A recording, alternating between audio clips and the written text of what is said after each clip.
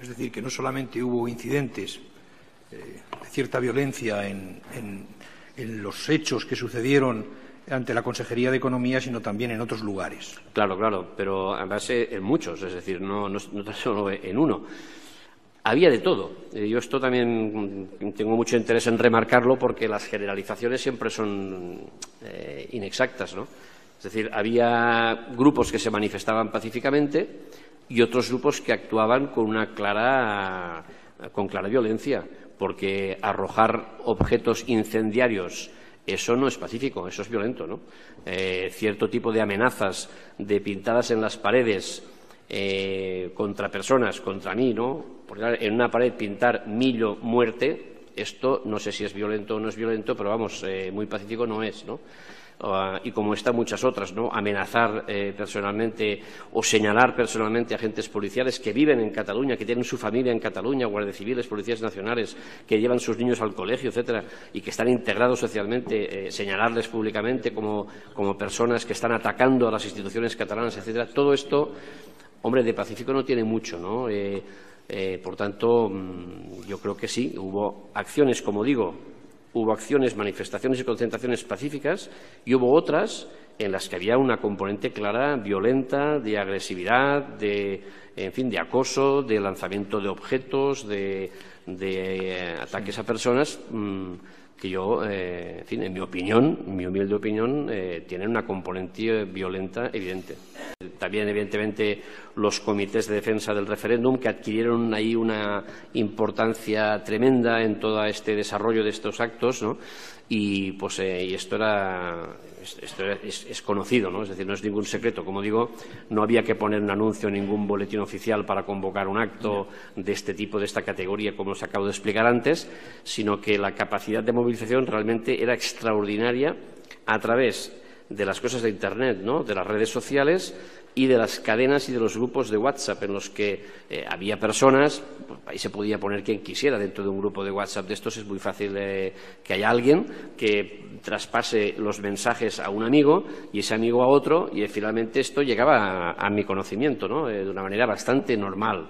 Y ahí se veían perfectamente las convocatorias, las movilizaciones, los anuncios, los avisos, las consignas. Está todo ahí, ¿no? Es muy visible todo esto, ¿no? Y realmente es sorprendente la capacidad de movilización. Es decir, yo llegué a comprobar cómo en 20 minutos eran capaces de ubicar 500 personas en un determinado sitio y al cabo de 30 minutos esas mismas 500 personas llevarlas a otro punto, ¿no? Es decir, y eso evidentemente pues demuestra una habilidad extraordinaria de quien está organizando esto, ¿no? Lo digo porque este fenómeno, que es un fenómeno nuevo de los comités de defensa del referéndum, que apareció en esa época y que después se convirtieron en comités de defensa de la República después del referéndum.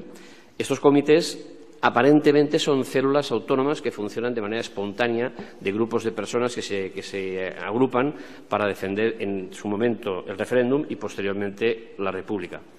Pero un estudio detallado de su funcionamiento y un análisis, un seguimiento de cómo evolucionan y cómo van aprendiendo y cómo van rectificando incluso sus propios movimientos permite perfectamente deducir que detrás hay una estructura y una organización y que, por tanto, esto de espontáneo tiene poco. Digo poco porque seguramente también hay una parte de espontaneidad, ¿no? Porque es un movimiento muy plural, muy diverso, en el que pues hay segurísimo, mucha gente de buena fe, pacifista, que participa en esos comités, pero hemos podido comprobar que dentro de esos comités y que algunos de esos comités están formados por personas que tienen otros objetivos y que no tienen ningún inconveniente en utilizar la violencia a la hora de desarrollar sus actividades. Y están mezclados, están camuflados, ¿no? Están camuflados, por tanto es muy difícil hacer una afirmación genérica, ¿no? A mí a veces me han preguntado, oiga usted, ¿los comités estos son violentos? Digo, pues mira, unos sí y otros no. Pero negar que lo son es falso, o sea, no se puede negar que lo son, porque los hay. Ahora, todos no, porque algunos no lo son, ¿no? Pero negar que lo son, que algunos lo son, esto no se puede hacer. ¿Recuerda usted si hubo respuesta por parte del aludido en su petición? Sí, hubo una comparecencia poco después del entonces presidente de la Generalitat. No explícitamente no dijo que saliera para contestarme a mí, ¿no? Pero el hecho es que salió. No sé desde dónde hizo la rueda de prensa, porque creo que estaba en la provincia de Girona, por allí, y la hizo desde un espacio abierto, recuerdo la imagen, ¿no? Y en esa comparecencia leyó una declaración institucional. Eso ya era hacia casi la 1 o por ahí, ¿no? Una declaración institucional en la que él, pues, evidentemente, no tan solo no desconvocaba el referéndum, ni mucho menos, al contrario, él continuaba, pues, animando a todo el mundo que fuera a votar. Hizo en esa declaración institucional, que consta, es conocida, una crítica muy dura contra el Estado, ¿no? Criticando al Estado represor, que actuaba con violencia contra las personas, etcétera. Este era el contenido de su declaración institucional. Y lo que a mí me pareció más irresponsable de todo, de esa declaración, que la consideré muy irresponsable, tremendamente irresponsable, lo que acababa diciendo, o sea, acababa aplaudiendo la actuación de las personas que estaban defendiendo las urnas y defendiendo los colegios electorales. Es decir, esto es el literal de la declaración. Acababa aplaudiendo, fíjese, la actuación de las personas que habían ido a defender las urnas y defender los colegios. Esto es diferente de ir a votar. Una cosa es ir a votar y otra cosa es ir a defender urnas y a defender colegios, porque eso implica necesariamente oponerse a la actuación de la Policía Judicial, que tenía como objetivo, por mandato judicial, incautar esas urnas y, por tanto, ese material electoral. Por tanto, era un llamamiento implícitamente a mantener esas concentraciones para defender, como si alguien estuviera atacando, ¿no? Defender las urnas y los colegios. Esa fue una llamada que bueno, en las redes sociales y en los medios de comunicación, ese concepto, ¿no? Esa llamada a defender urnas y a defender colegios, todavía hoy la escuchamos, todavía hoy la escuchamos en Cataluña. El concepto este de defender instituciones, defender urnas, defender colegios, defender para mantener ese relato de que alguien está atacando, ¿no? Y esta, para mí, fue una declaración institucional muy desafortunada, porque precisamente a partir de ese momento se incrementó notablemente el número de personas concentradas en colegios, mal llamados colegios electorales, de personas que probablemente ya habían ido a votar, supuestamente, ¿no?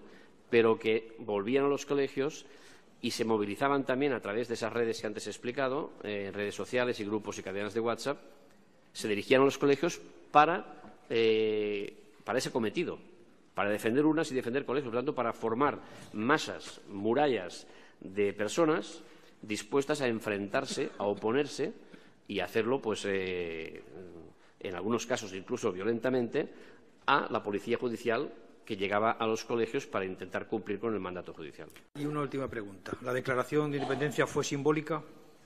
No, vamos, yo creo que nadie en Cataluña pensó que era simbólica. Ni la situación, ni el entorno, ni el contexto, ni las proclamas, ni las soframas. Es decir, la situación en aquel momento no hacía pensar a nadie que esto era una broma. Esto no era una broma, esto iba en serio.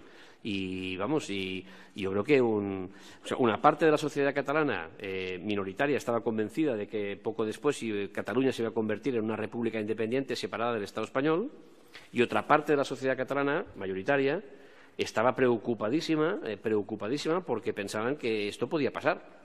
Por lo cual, la sensación que yo tuve y que tuvo, yo creo que la inmensa mayoría de la población catalana, es que esto iba en serio. Muy bien. ¿Considera usted o consideró usted en algún momento que la resolución del Tribunal Superior de Justicia del 27 de septiembre empeoraba o perjudicaba el plan de actuación previamente diseñado con Fiscalía? No.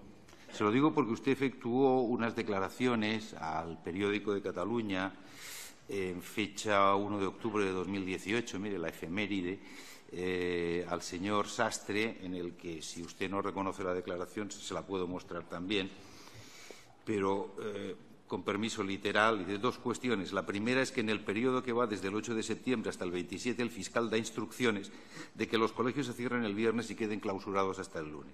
Si alguien quisiera utilizar un colegio electoral, tendría que usar la fuerza para entrar. Se supone que cerrarlo significa precintarlos y poner un retén de agentes de seguridad para garantizar que no se abren. Eso implica un número muy importante de personal, 3 días, 24 horas al día, turnos de 8 horas en 2.315 colegios señalados. Se podría haber hecho, pero cuando llega el momento que la jueza del Tribunal Superior dicta su auto, ese extremo se elimina. ¿Reconoce usted estas declaraciones? Sí. ¿Se identifica con el contenido Sí, de lo que le he leído? Las recuerdo perfectamente porque es un concepto que tengo muy claro. Es decir, yo creo que pues era necesario hacer todo lo posible para evitar que el 1 de octubre se produjeran esos enfrentamientos que se produjeron entre personas que iban a impedir la acción de la Policía Judicial y la Policía Judicial que actuaba bajo mandato judicial, ¿no? Y era necesario, yo creía que era muy importante intentar evitar esa confrontación, ¿no? Y efectivamente las circulares que fue dictando el fiscal jefe estaban orientadas en una línea en la que existía esta facilidad, ¿no? Porque si los colegios estaban cerrados, pues ya no era, o sea, facilitaba mucho, como digo yo en esa entrevista, la posibilidad de poder cumplir con el mandato judicial.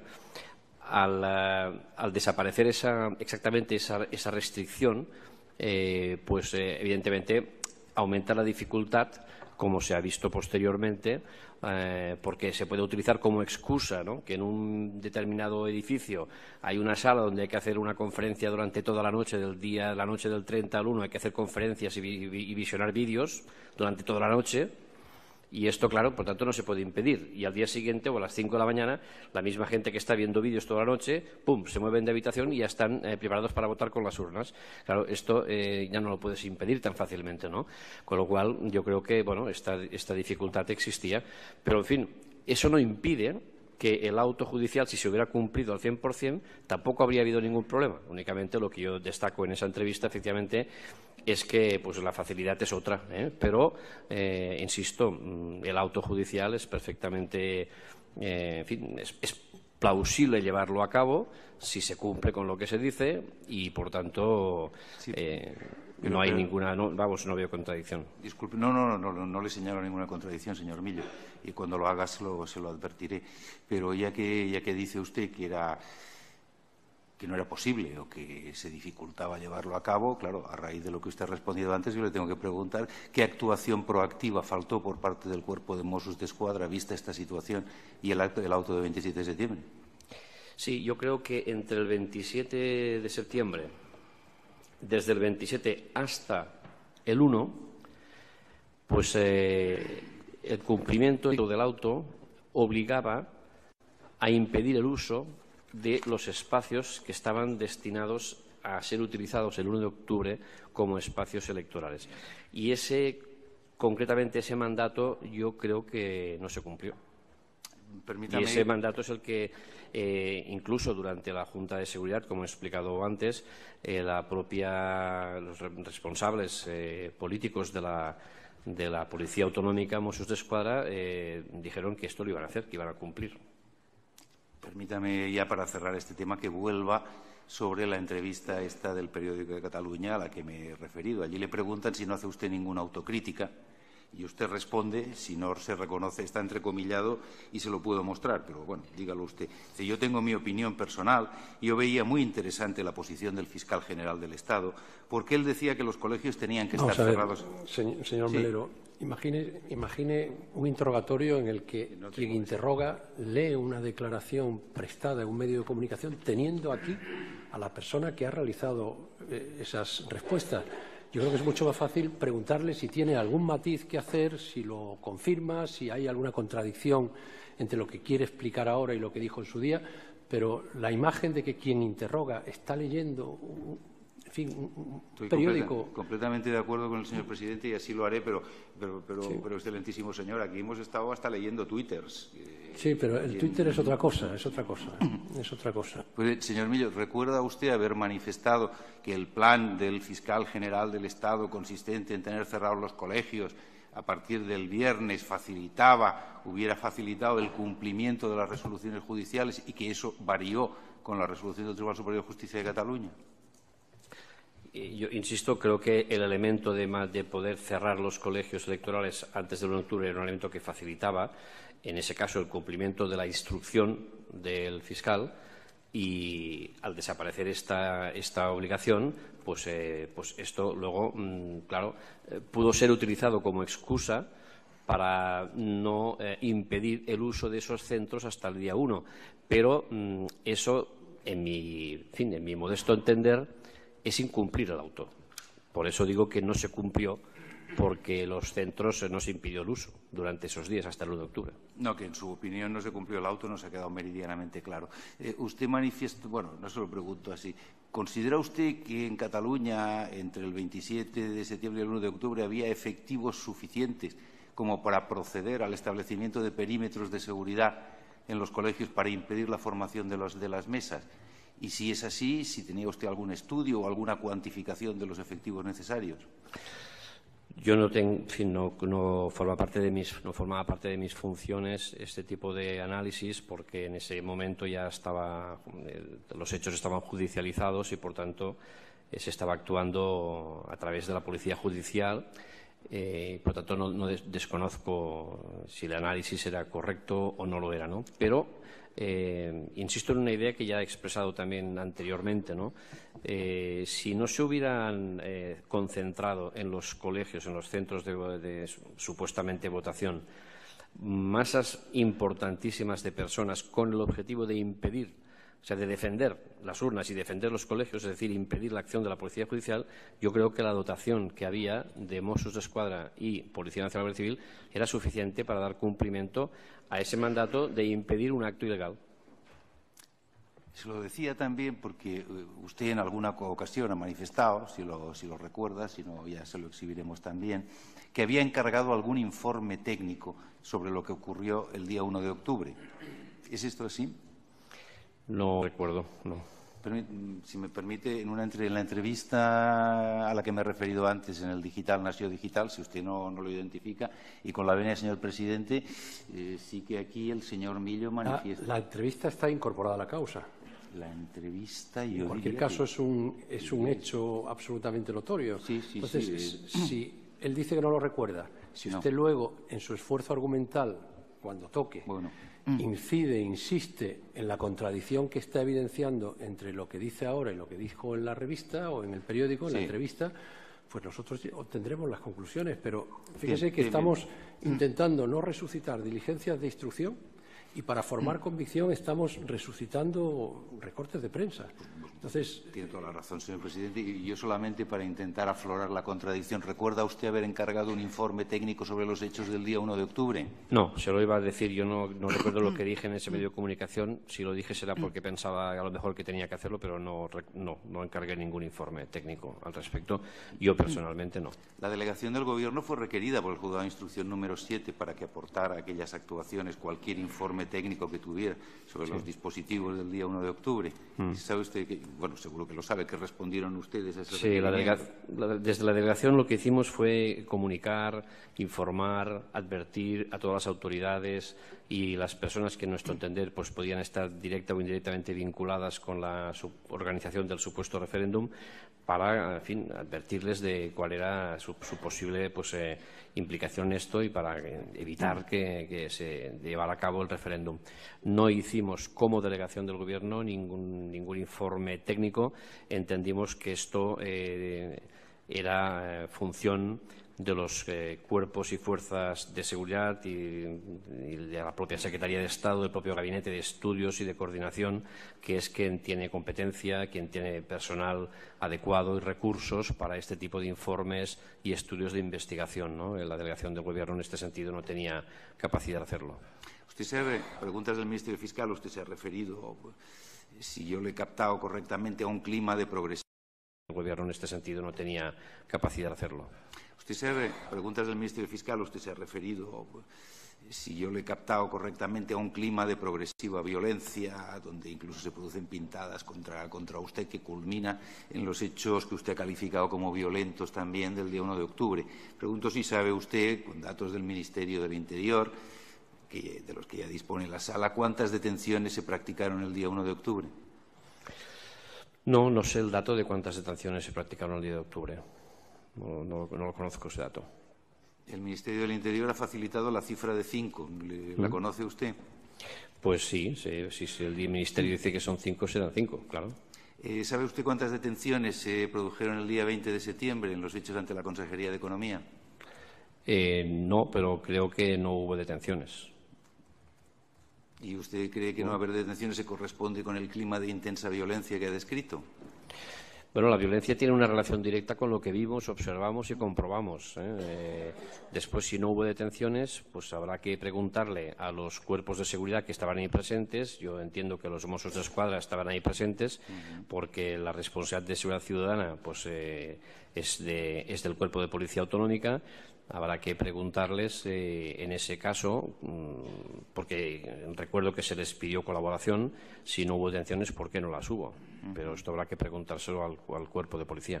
Sí, sabe usted, estaba presente Guardia Civil, sabe usted si Guardia Civil sí, instó alguna.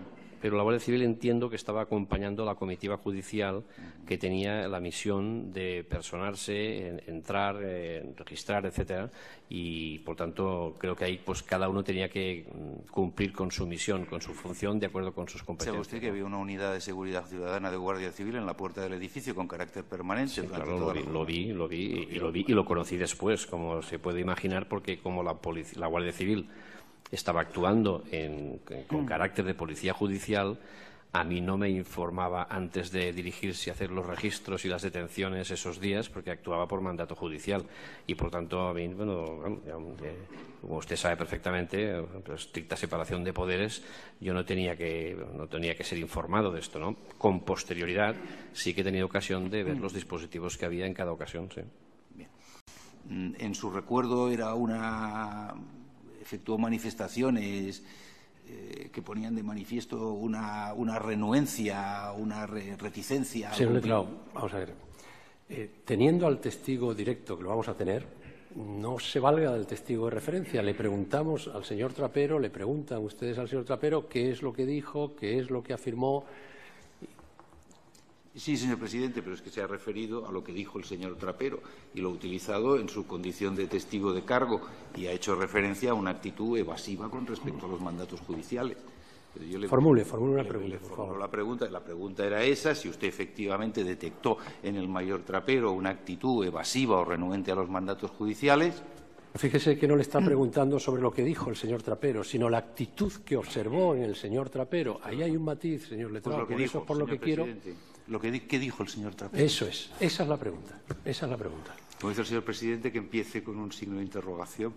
¿Qué dijo el señor Trapero? De lo que dijo el señor Trapero hay constancia, de lo que hay constancia en el acta de la Junta, por tanto no me referiré porque consta en el acta lo que dijo.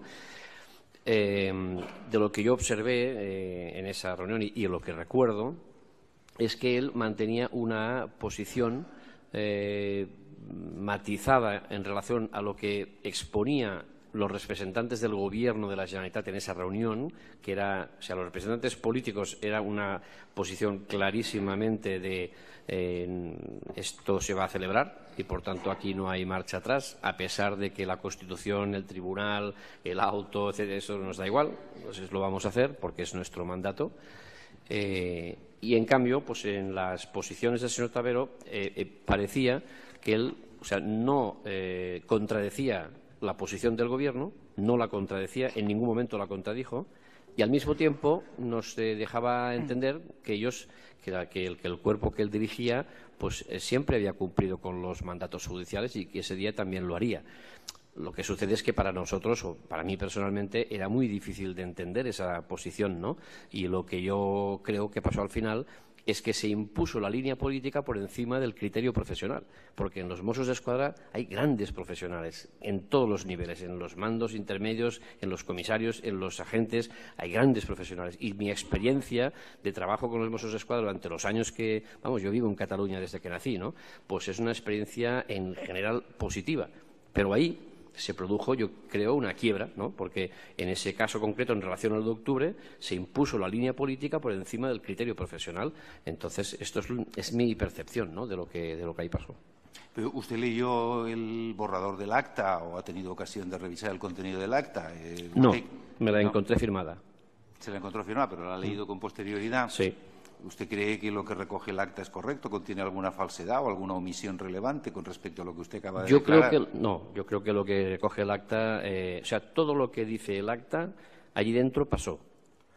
Hay cosas que pasaron allí dentro que no están en el acta. Manifestó el señor Trapero que en todo caso se cumplirían las órdenes judiciales y que habría que utilizar la fuerza en caso de agresiones a las propias fuerzas de seguridad o a terceras personas. Repito lo que he dicho antes. El señor Trapero allí no dijo que no cumpliría el auto judicial. Esto no lo dijo. Pero además hizo estas consideraciones. Y dijo, también lo he dicho sobre antes, el uso de la fuerza. sí, ya se lo he explicado antes al fiscal, dijo que no utilizaría en ningún caso la fuerza para cumplir el mandato judicial. Esto, en todo caso, lo dijo y no consta documentado. Esto no consta. Esto tuvo una respuesta por parte del secretario de Estado y hubo allí un debate porque el secretario de Estado le planteó un ejemplo concreto que a todas luces obligaría al uso de la fuerza, ¿no? Yo lo he explicado también antes cuando respondía el fiscal. Y la respuesta del señor Trapero fue que no, ni en ese caso. Sí había personas mayores o niños, etcétera, que no. Esta fue su respuesta. Bien. Muy pocas preguntas. Buen día, señor Millo. Buen día.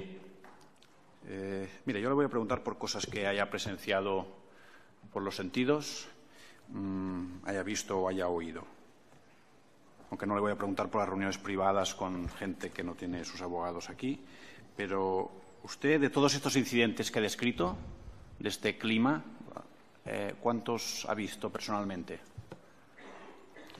¿A través de medios de comunicación y a través de imágenes en redes sociales se refiere? Bueno, yo me refería a... ¿Estando yo presente físicamente? Sí. No, yo estando presente físicamente solamente los que me afectan a mí personalmente, de amenazas a mi persona, a mi familia, a mi esposa y a mis hijos. Eso sí se los puedo explicar todos. El resto, pues los ataques o los actos de intimidación a casas cuartel de Guardia Civil, a edificios tal, yo no estaba presente, por tanto, solo hablo de lo que he conocido después. ¿Y de la información de atestados y de información que le han dado desde policía? Atestados no. Información de carácter verbal sí, porque después de los hechos, de cada uno de estos hechos, yo siempre he tenido la posibilidad de hablar con las personas que estaban allí, ya sea los mandos, el propio general de la séptima zona de la Guardia Civil en Cataluña, como el propio jefe superior de la Policía Nacional en Cataluña. Siempre he mantenido una relación verbal fluida con ellos, ¿no? Pero los atestados no. No sé si usted, yo creo que implícitamente quería dar a entender que, por ejemplo... Escucho mal, perdón, no sé si estoy disculpe. un poco constipado igual. Que no sé si usted implícitamente, cuando hablaba de un caso que era una pintada que se refería desgraciadamente a usted, ¿no? Sí. Si tiene algún dato sobre la autoría o si... Porque implícitamente parecía que lo vinculaba con el objeto del proceso y de la acusación. Sí. Bueno, esa pintada que se refiere a mí, que dice Millo Muerte, hay fotografías de la pintada. Esa pintada apareció en Girona, en un muro. Usted sabe que, bueno, si no lo sabe ya lo explico yo, que los últimos 27 años he vivido en Girona. Y pues allí pues la actividad de estos comités es muy notoria, ¿no? ¿Y quién la hizo, la pintada? Bueno, la autoría de esa pintada yo no la desconozco. Lo que sí que sé es quién fue a limpiarla, que fue mi hija. Usted dice que tenía información sobre las actividades que se producían el fin de semana del 1 de octubre en los colegios. Creo que concretamente ha dicho música y mirar las estrellas. He dicho muchas más cosas. Eso, entre otras, es que hubo una multitud de actividades. Yo recuerdo haber leído carteles anunciantes de convocatorias de las actividades que se hacían durante el fin de semana, porque muchas de ellas circulaban por redes sociales, en grupos de WhatsApp, de personas que iban a asistir, que se lo comunicaban entre ellos, que lo pasaban. Y por diferentes canales, pues a mí me llegaba muchísima de esa información y yo pues tuve ocasión de comprobar que la imaginación era tremenda a la hora de organizar actividades durante ese fin de semana en esos centros, pero no únicamente mirar estrellas y ver vídeos, muchísimas otras cosas. Había actividades de todo tipo. Sí, esa no es la pregunta. Yo cogía sus ejemplos. Sí, bueno, le puedo poner más, estaremos aquí mucho rato. No, como quiera, a mí me da igual. Yo lo que la pregunta concreta Una pregunta, por favor. Sí, la pregunta concreta es si esas actividades a las que se refiere y que sucedieron el fin de semana se realizaban a través de algún tipo de actuación de amenaza sobre las personas, de ataques sobre personas, destrucción de la propiedad ajena para poderse producir dentro de esos recintos. Las actividades que se organizaban en los colegios durante el fin de semana. Sí, esta gente que iba a dormir ahí, si lo hizo como destruyendo la propiedad ajena o amenazando. No, yo no he dicho esto en ningún momento. No, es que se lo pregunto. No.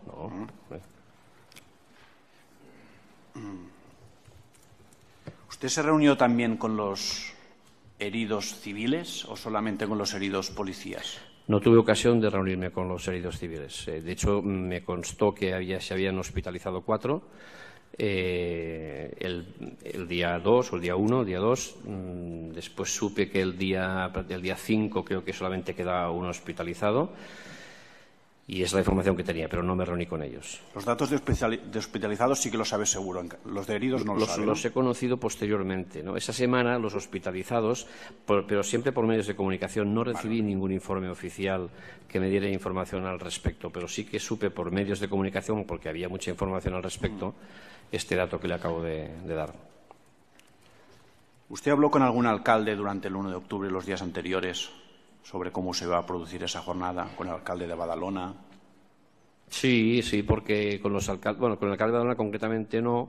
De él supe otras cosas, ¿no? Por ejemplo, el día 25 de octubre, no me quiero equivocar, pero creo que era el 25 de octubre, hubo en Badalona una actividad, una refriega entre el alcalde y la propia Guardia Urbana, ¿no? Que estaba quitando carteles anunciantes del referéndum, y creo recordar que incluso el señor Cuixart estaba allí con el alcalde de Badalona y hubo allí pues una cierta actuación un poco así.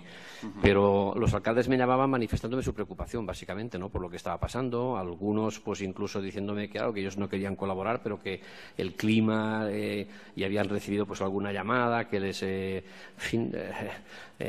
intimidatoria, ¿no? Es decir, que si no colaboraban pues podían verse pues señalados, etcétera, ¿no? Eran llamadas de preocupación por lo que se veía venir que iba a pasar.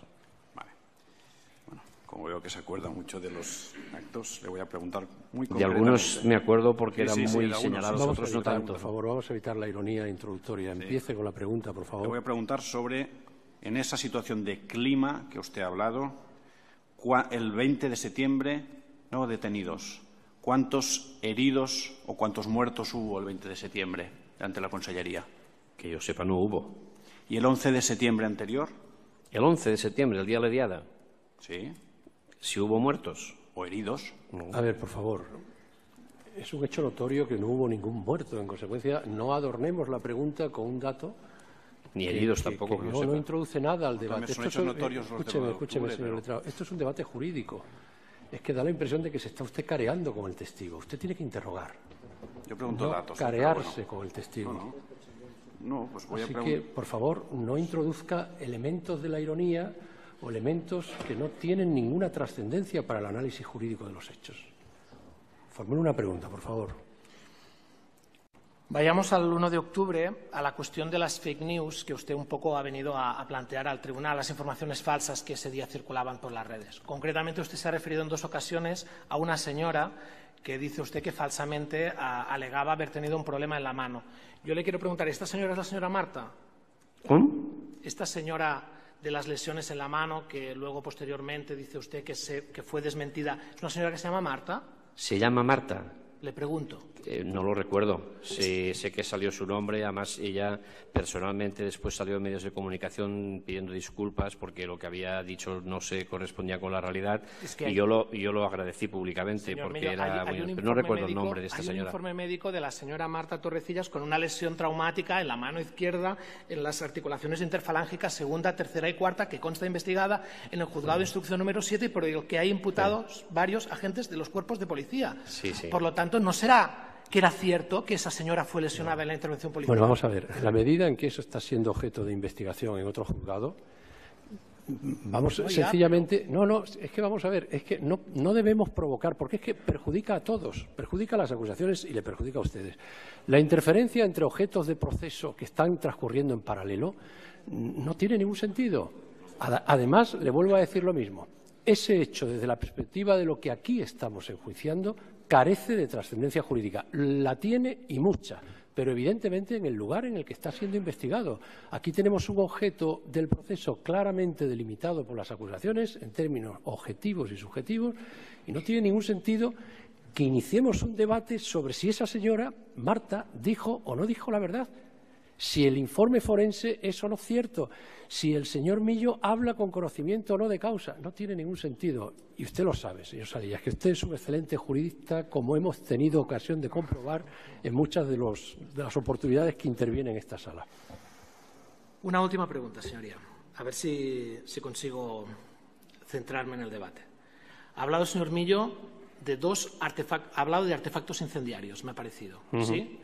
Yo le querría preguntar por el número de artefactos incendiarios que fueron utilizados, sea en el contexto que sea, durante ese periodo.